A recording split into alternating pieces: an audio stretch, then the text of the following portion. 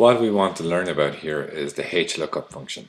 So we have to use the HLOOKUP or horizontal lookup when we have horizontal data, such as this. So we have some customer information here. The first record appears here and the next record to the right and the next to the right of that. So it's moving horizontally across the page. So as a result we use the horizontal or HLOOKUP. So if we were to use this information in this example, we'll say maybe we want to use this data in an invoice, where we will pick out the customer's information based on an ID that we'll enter in here.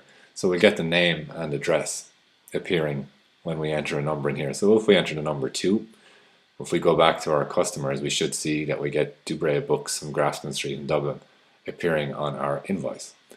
So this should appear in here. So the first thing that we do is that we name our data. So we highlight it up to the top left and I'm going to call it customers. Hit return. Then I go back to my invoice.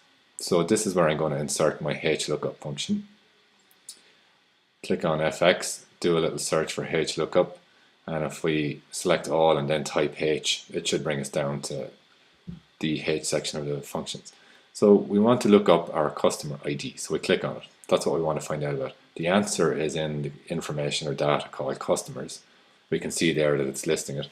Now we want to get back a section from that. So the first section will list the IDs, the second section is the title, third section is the street address. So in this case we want to get back the name, so that's in the second row of our data. So we can see down there Dubray Books appearing. So we can put in the second HLOOKUP very quickly again, where we'll get the address to appear. HLOOKUP, look up my ID, it's what I want to find out about. It's in customers, except this time we want to get back a different row of information.